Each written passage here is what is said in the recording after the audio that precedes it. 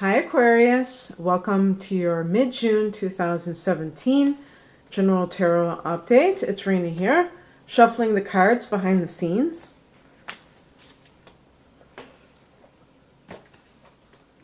As I've been saying in front of all the other videos, I shuffle here because of my camera setup. The camera is straight in front of me. Someone was saying to me once, well, you should get like an overhead thing. And I'm thinking, well, how does that work? I think it's like an arm, an extension. But for whatever reason, it's just, this is how I have it. And it's like, if you could see my camera, I've got it like tied to this tripod because it was hard to adjust it, so I'm going to keep it where it is. And I do not know how to shuffle, so I do like kind of do my own version of shuffling, and then I create little piles like this, and I pick from the piles. And the other thing that I wanted to say that I've been saying in front of all these videos is to look at this organically. Don't get caught up in is this, is that. Just kind of see how it fits in your life. And treat it for what it is. It's a general reading, but any kind of reading, personal readings too. You have to realize that you are in charge of your life. There's no getting around that, and nobody can tell you what is going to really happen to you. I don't know why people want to know what is going to happen to me. Then what's the point? That's like asking somebody, how does the movie end? So why? So you don't have to see the movie? I mean, that's what the fun is about life. That doesn't mean that you can't enjoy these types of readings or a personal reading. The point is to put it in a proper perspective. I would use this type of reading or even a personal reading as I want to gain a different view on my particular dilemma, my particular situation. And that's it. And not make it be about, okay, this is going to tell me what's what. Sometimes it does, and it's awesome. Sometimes it really is speaking to you because of the synchronicity. But even in those cases, you still have to make choices, don't you? You can't just remove yourself from any responsibility in making choices. Alrighty then. The overall theme, see this, that's why this is so awkward, because I'm trying to like reach over. The King of Wands. So this is someone who can be a fire sign. I mean, that's the first thing that I think of. Also an authority figure sometimes, so this could be a boss. Aries, Leo, Sagittarius, but this is a person who I think is one of the best types of bosses. Well, I mean, I was going to say with those signs, typically they can be very good bosses because they are very positive and they can be very encouraging to their employees. However, sometimes a person like this can be a petty tyrant, but this is not in the reverse position. So this is like someone who is very masculine. And typically with the court cards, I go along the lines of gender. But, I think of a man who is very virile, if you want to put it that way, who's very much oozes that type of authority, but not authoritarian. Okay? So it's not, there's a playful quality to fire energy. It's like a grown-up, like a big kid. And at the same time, they are natural leaders. So it could be an entrepreneur.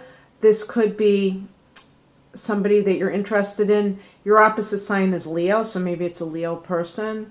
Leo certainly is ruled because it's ruled by the sun, it's like, tends to be the center of things in social circles, the center of the universe.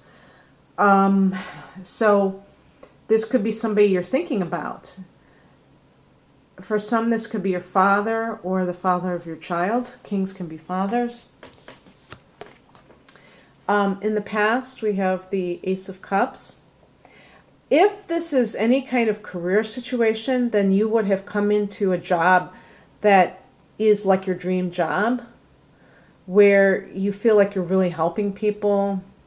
You're doing things that, if it isn't directly helping people in a humanitarian sort of way or a spiritual sort of way, then it's doing a job that is something that is like a labor of love. It's something that you've been wanting.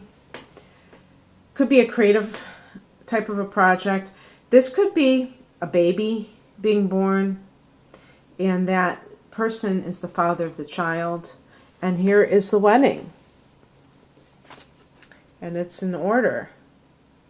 Instead of having the child, well, no, actually, it isn't in order, because it's. I was going to joke about the people that are they give birth and then they talk about their fiancés. Like that's like giving birth is nothing, but getting married is scary. I you know, I'm not like really a big marriage person, but on the other hand, I think it's kind of funny when people they want to seem like they're going to get married by calling their partner their fiance or whatever, and then it's like, but they've already had kids, so that it's like the kids thing is less scary than the marriage thing. But this is like, this could be a situation where you get pregnant and you're going to get married right away. Because of the nature of the King of Wands, this is a person that I think is going to be compatible for you. Okay? It's not somebody who you feel like it's a shotgun wedding.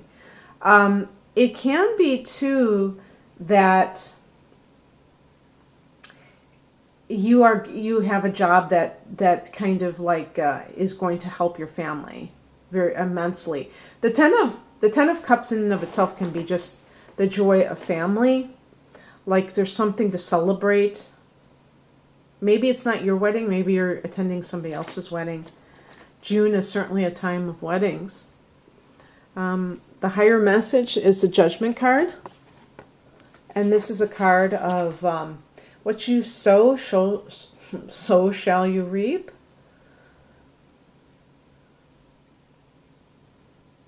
So an example is babies come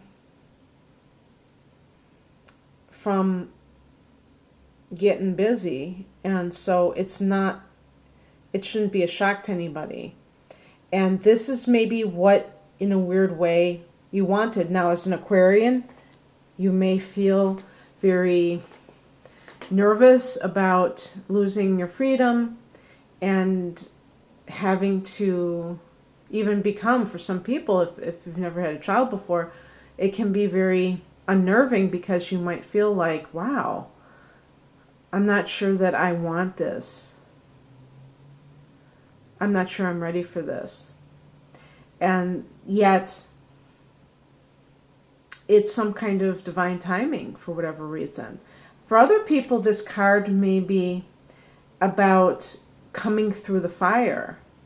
Perhaps, that Ace of Cups is like a new beginning in love, if it's not about conceiving a child. So with the Judgment card, you could be coming from a divorce situation. And you may have suffered. You may have been through the dark night of the soul and come out the other end, and you're in a better place. And the Ten of Cups is like this hard-won victory, where you finally can have peace in your family.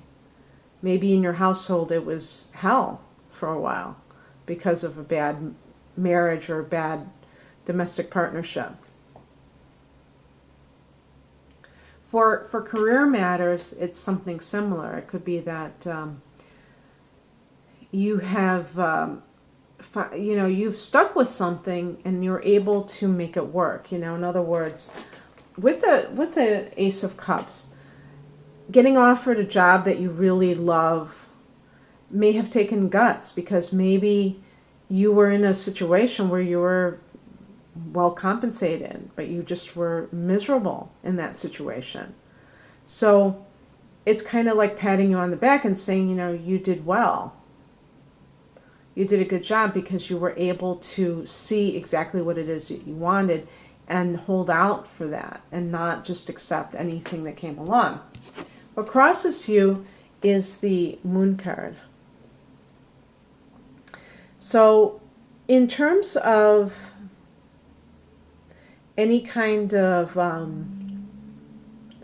situation, the Moon card can indicate that somebody is lying to themselves, that something is being kept from them.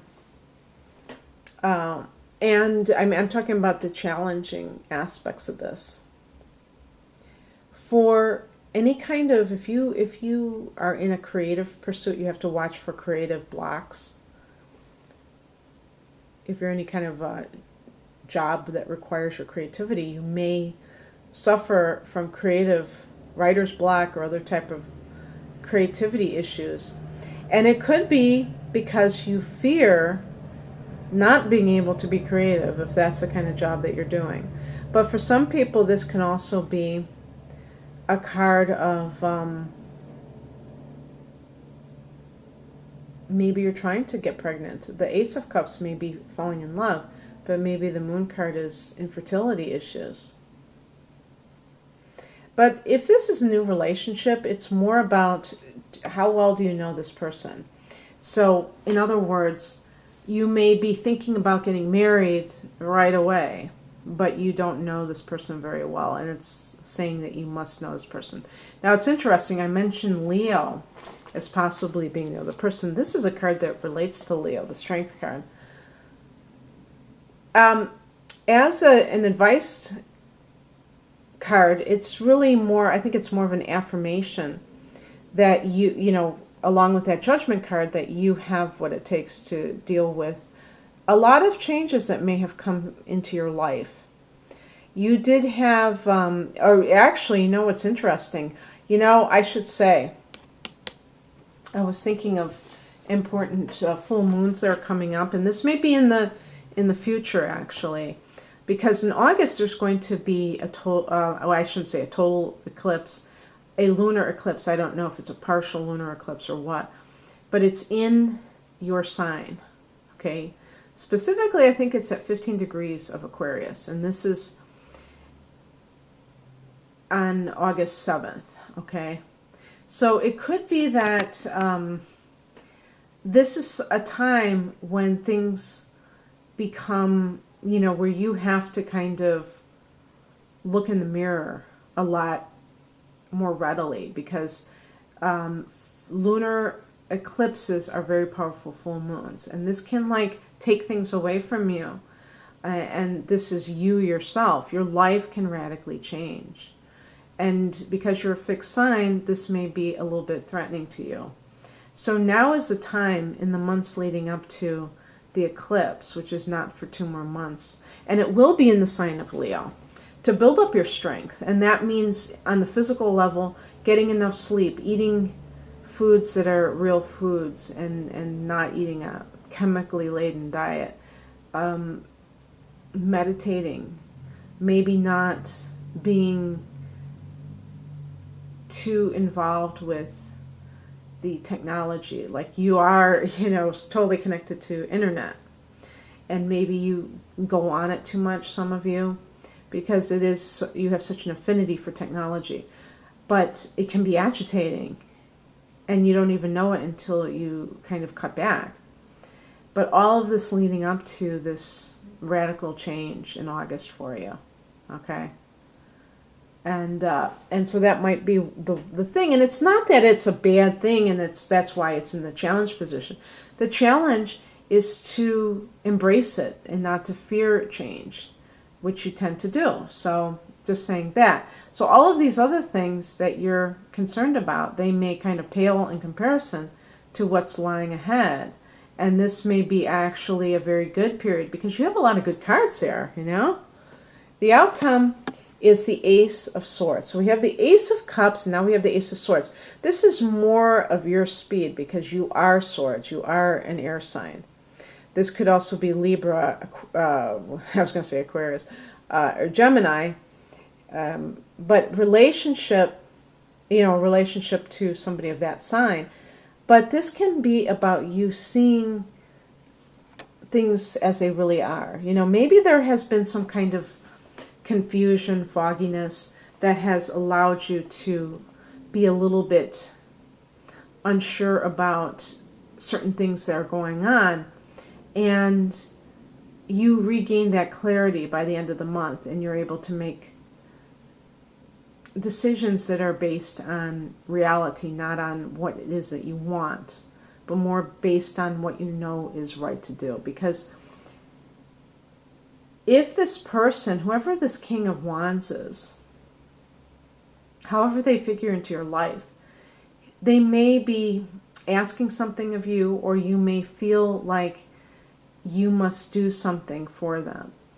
And the Ace of Swords is about you knowing, and it's such a wonderful thing when you get off that fence and you know the action you need to take, and your emotions are not engaged, so you can make that decision in a very logical way.